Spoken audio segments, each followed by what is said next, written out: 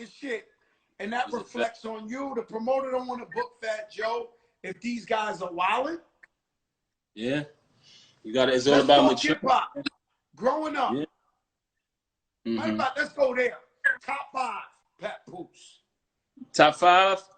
Yeah. Biggie.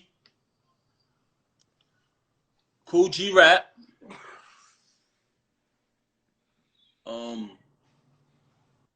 Nas.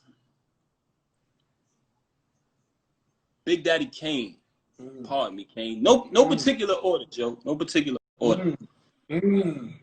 Big Daddy Kane, and I'm gonna go KRS. I'm gonna go that KRS. Is a mean starting 5.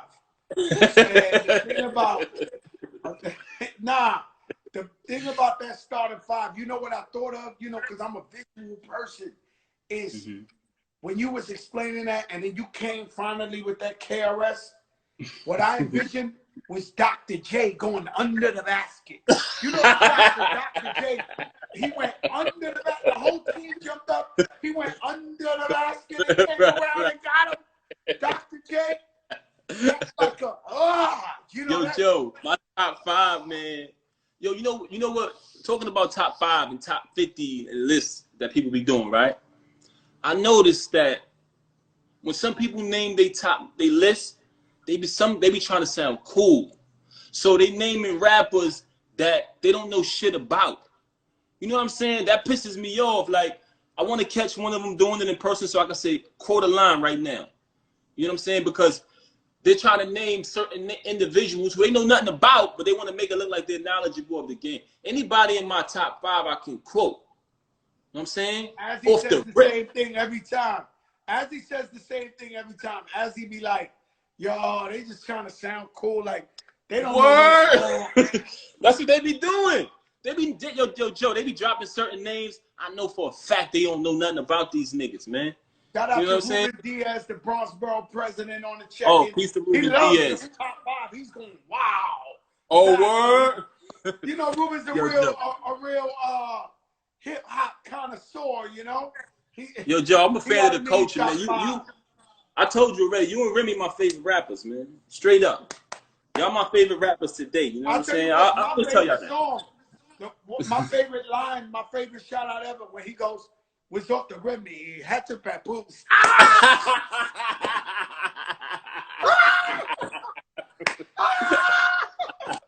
Yo, I can be in Dubai. That shit come up with off the Remy. I'm looking around like. Right. Yo, that was dope, man. Shout out to him, man. Travis Scott, right? Travis Scott. Yo, I be looking around like, yeah. And my people. You heard me. Y'all niggas don't want to.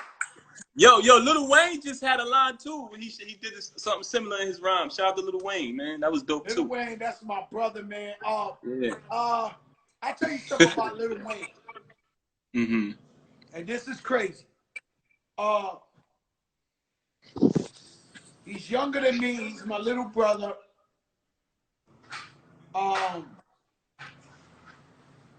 But somehow, I don't know if, like, streetwise, I don't know if Lil Wayne is tougher than me or nothing like that. But I find myself looking up to Lil Wayne.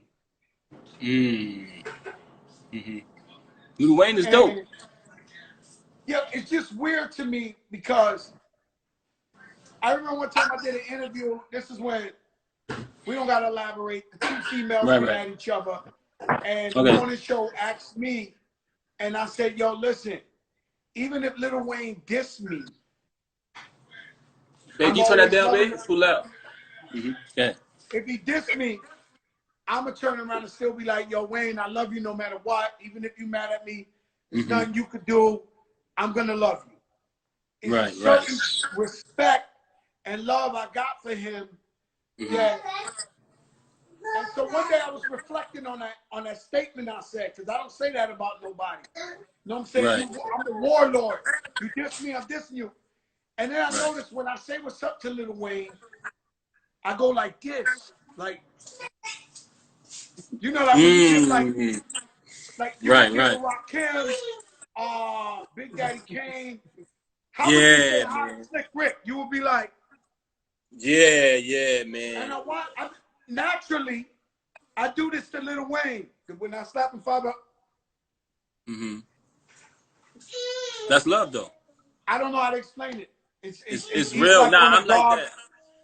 Yo, I'm like that with Kane, man. To me, Big Daddy Kane is like unreal to me, man. Like I was a kid. Like hip hop itself made me want to rap, but Big Daddy Kane made me want to be nice. And he enabled me to be nice because he's so dope that when you hear him, you automatically become inspired. And you know, inspiration makes you great. So when I used to hear Kane, I didn't even know how to rap. I was just like, fuck that, man. I gotta go in. You know what I'm saying? And I wrote my first rhyme, man, and I recited this to my friends, and they reacted. They was excited. I was like, oh, shit. I might be good at this. I can tell you about Big Daddy Kane. Big Daddy Kane, he made me want to hustle when I used to see his videos, and he had the fly shit on with the chains. He literally made me want to hustle and get some money on another level.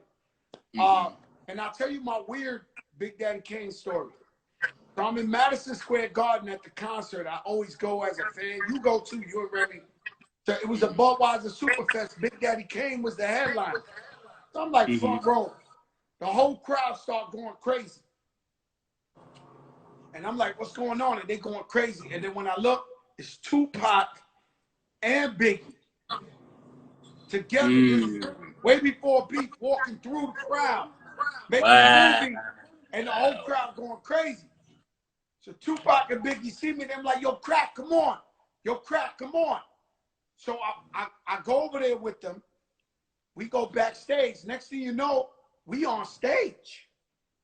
And FLOYD was #1 at the time. It's my first song. But that's my shit, by the way. I'm going to tell you this ill story. This is the night that they played, the DJ played the thing, and then Biggie said, I got 7 Mac 11s, about 8. 10 Mac 10s, the shit never ends. Woo! I was standing right there. So if they had footage, it's Tupac, Biggie, Fat Joe. I'm right with them. And then Tupac comes on with all my niggas in the pen. Here we go again. Ain't nothing separating, no spoon, Mac 10 born in the ghetto. Woo! Hold up. A straight soldier. Looking at the buses, no matter. Crazy. Tupac, Biggie, Fat Joe. And Fat Joe had, I guess he was filming Juice at the time. Fat Joe had FLOYD #1. Big Daddy Kane, they passed me the mic. Biggie and Pop was like, yo, Fat Joe. You know, and then Big Daddy Kane was like, yo, Big Daddy Kane was like, yo, we ain't got no time. We ain't got no time. Whoa.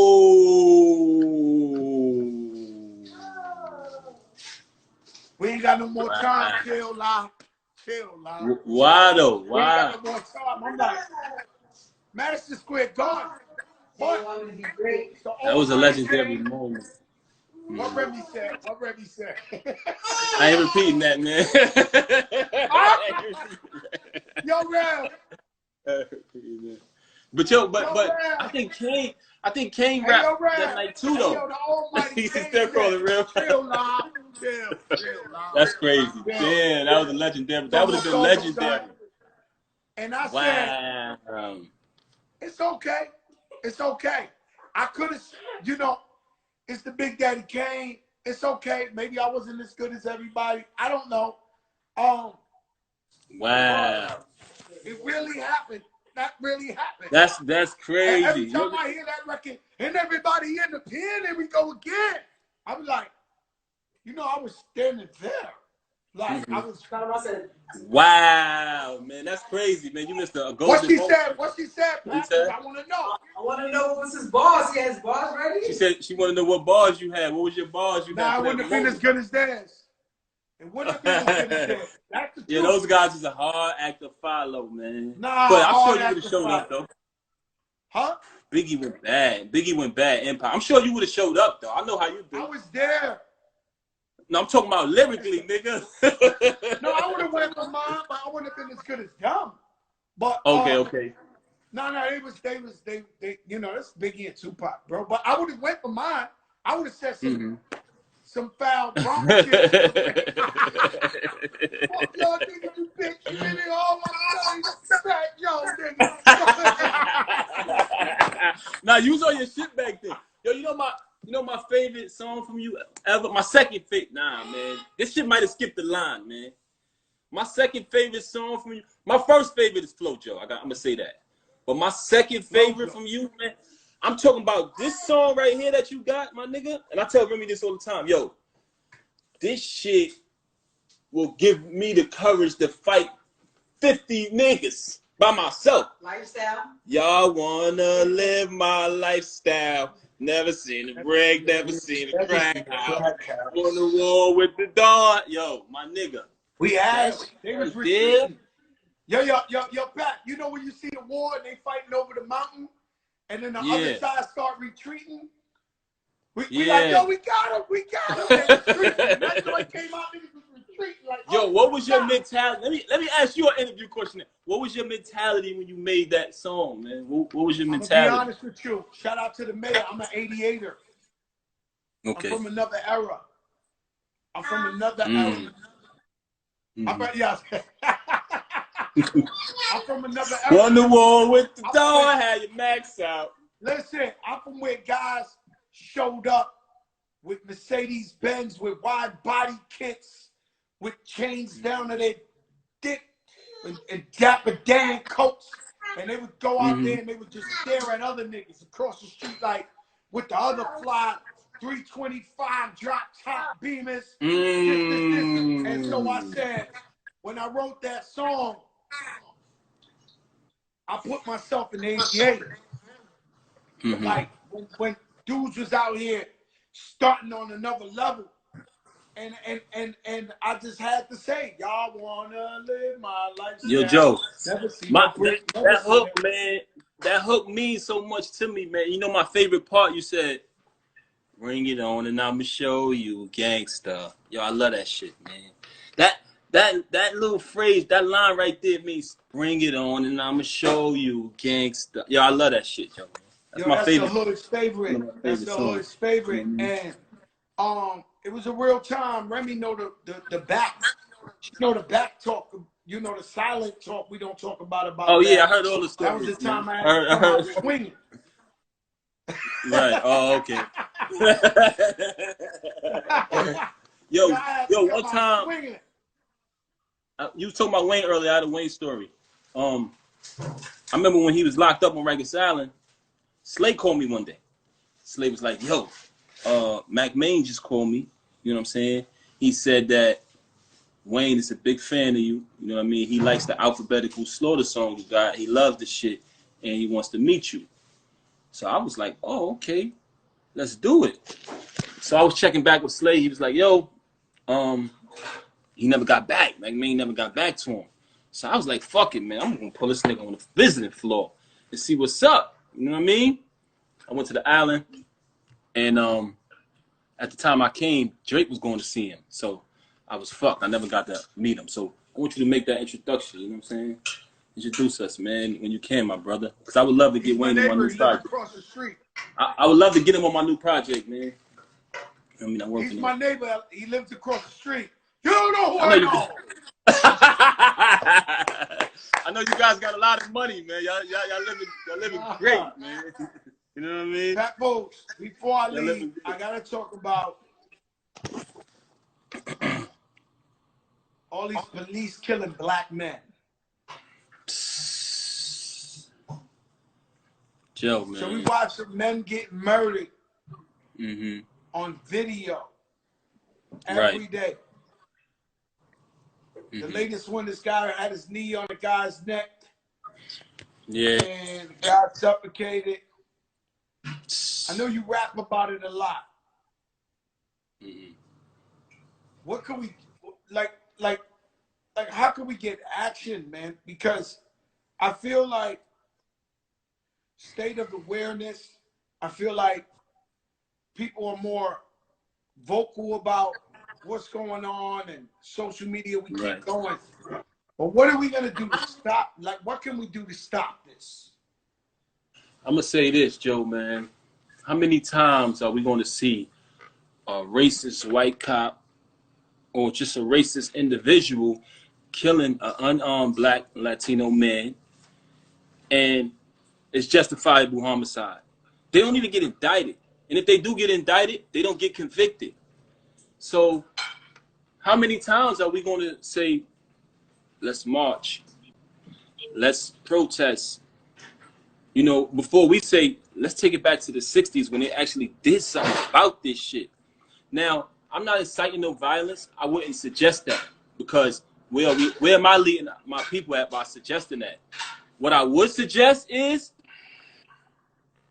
because if we was to go to that, we was to take it to that extent, we don't have our own hospitals. You understand what I'm saying? We're weak in the judicial system. What we got to do as a people, we have to start raising lawyers. We have to start raising doctors. We have to better ourselves so we can be in more control of society. We can have people in the judicial system so we can get a fair trial when some shit like this happens. And also, more important than everything I said, we gotta stick together. Without unity, there's no strength. We are weak. Right now, you have people on social media platforms or just across the planet who are saying, oh, I don't think it was wrong. They don't see nothing wrong with it. And that's they don't see nothing wrong with they don't see that. You have people, if you look at a forum that's discussing what went on with that homicide, you will see certain people in there who are justified. Well, what did he do? Why did they arrest him? It doesn't matter. Right. I mean, yo, Joe, the dude is just sitting there with his knee, stopping the man's circulation, and he got his hand in his pocket like, yeah, I'm killing them. And this happened in Brooklyn. Yo, this is my job. This is my job to kill him. So what? That happened in Brooklyn with homeboy who died. The same exact shit. Mm-hmm. They choked him out. Same shit with Eric Garner. Same shit with Eric Garner. Coppin, Sean Bell. I'm gonna say Trayvon Martin. It doesn't stop. So how long is this gonna go on before we do something about it? So we have to put ourselves in a better position where we can fight back. Because if you look at people from other walks of life, I think you got it right. Joe, they got their own hospitals. The other day I was listening to an old school mix, and let me tell you how powerful music is. And you got it though, because when I hear you rap, you consciously speaking, you talking that shit. Thank you, my brother. Thank you. No, that's a fact though. You do it way more than me. And let me tell you something. Thank you. When I'm listening to Chubb Rock, that shit. 1990, Chubb Rock jumps up on the scene with a name. 1990. But that's 30 years ago. He said, remember Yusuf Hawkins when he's walking. Always remember Yusuf Hawkins when he's walking. I remember that. And to this day, I remember Yusuf Hawkins. Me too. He said that on the song.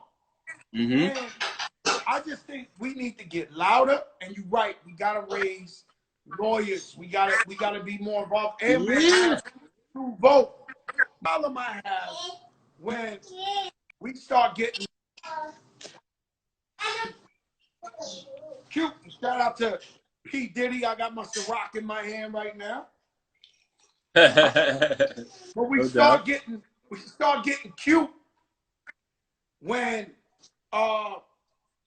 we start saying, yo, we don't know if we should vote. What are we getting? Yeah, we want a black agenda, Latino agenda.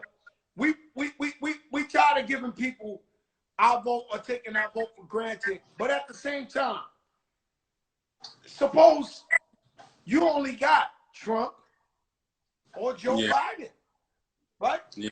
And so now's the time where we feel like, because I don't know about you, I've never seen no shit go down the way it's been going down with Trump. I've never seen no president at least. What, man? Yo, what? I've never seen a... Oh, man. This guy's like from hell. It off, Pat. But I've never seen that, like shit putting kids in cages. He don't man. He disrespected Haiti. He just called Hillary Clinton a skank. Really? I miss that, man. Yeah, Yo, this he guy called like the next man's wife. Yo, so what I'm saying to you is, like, we gotta vote, bro. We have got to vote. And then maybe we gotta hold the leaders that are next to Biden responsible. Our black leaders, our Latino leaders that are close to Biden. Yo, we want you to do this for us because we're gonna go out there and we're gonna vote. And if they and we can hold them accountable to make sure they represent us with Joe Biden.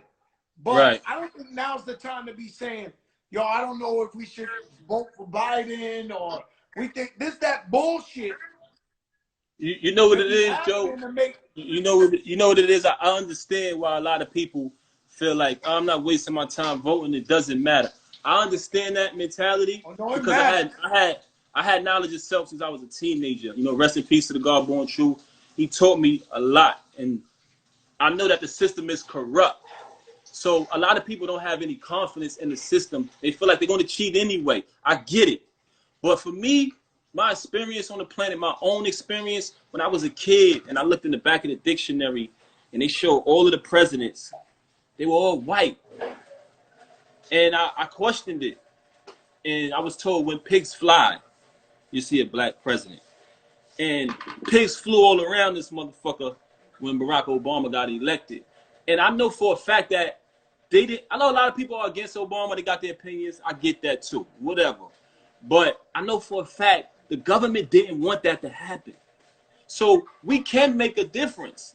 Your vote can make a difference. Don't be so discouraged. I'm not voting. And the bottom line is, believe it or not, Latinos, black people, you got to act like Joe Biden is Obama. And you have to get out there and you got to vote for this man and wait online and force your friends to go. Because otherwise, you're going to look at that news that night. Yo. Good old Donald Trump. 4 more Yo, years, Joe. Donald Trump. Yeah. A lot of people vote for Donald Trump on the low, Joe. On the low, they vote for Trump. On the low. They took that shit, and when they go in there and they close that motherfucking curtain in that booth, they vote. I'm telling you, man. Shout out Kenny Burns. Nah, listen to me. Let me tell you something. I never get political because you know I got best friends. I got family. Last night I had dinner with some friends of mine. I won't say who they are. And people beyond rich. They be beyond, you know, and I know they like Trump or Republicans. And, you know, they know who I like. But yesterday we start talking politics for the first time in our life. And these are my sisters and brothers. They're beautiful people. Right. You know, anybody would say, yo, if you make a certain amount of money, you should go for Trump because he's going to lower your taxes. And, you know, anybody in their right mind trying to save an extra dollar who's in our tax bracket would say go for Trump. But I told them, I said, listen, bro, not this time. People tired of the pain. People tired of the hurt. Not this time. Inexperienced, this time. Inexperienced, ignorant, arrogant, inconsiderate. I could go on and on with this guy, man. He makes a mockery out of ridiculous, man. A clown, Joe. A clown. My brother, I love you, man. I love you, my brother. Thanks for having me, man. Yo, you allowed me to be your daughter's godfather. Thank you, man. What y'all thought y'all wasn't called? See me? Yo, listen. Yo, Ren, this ain't your interview, Ren. Go on, man. Yo, Ren, this ain't your interview.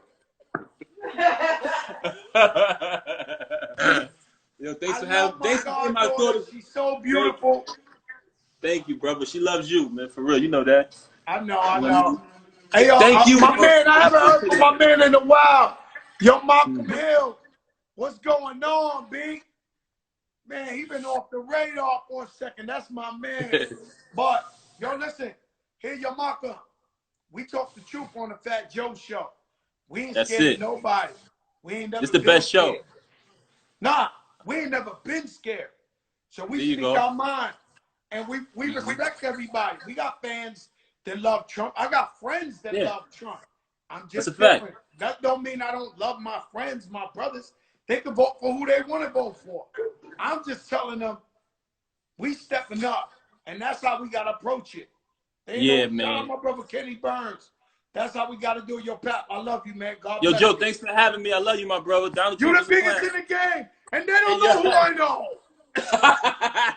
Peace.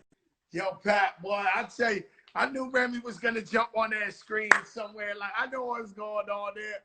And, yo, amazing interview. And Pat is so intellectual and so articulate.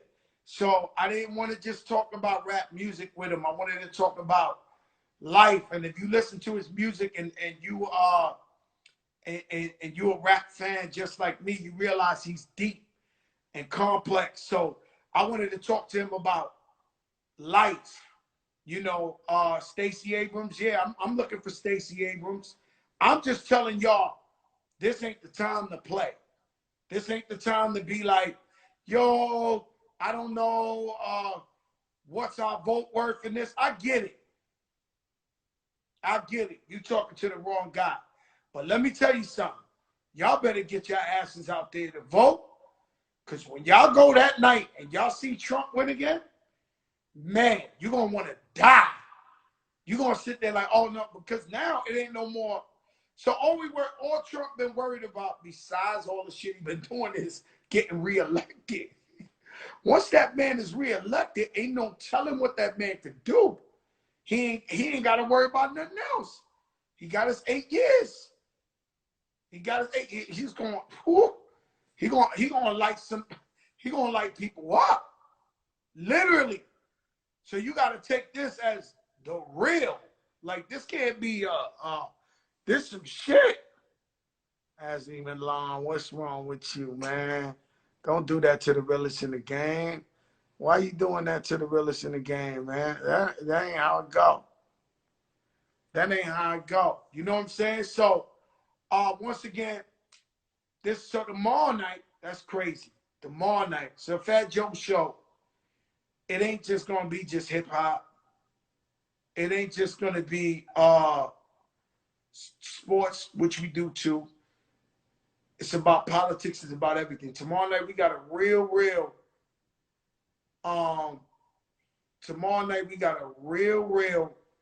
big show coming. Hakeem Jeffries is gonna be here.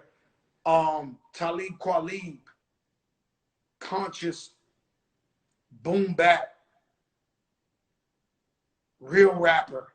So tomorrow's gonna be the best of both worlds. Hakeem Jeffries, the senator, and Talib Kweli. And we're just gonna talk about life. We're gonna build again. And the show's really about love. The show's about love. The show's about informing our people, keeping people informed. I see my brother here on the check-in. Let me click him because he's doing his thing.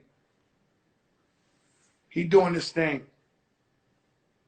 This is my brother.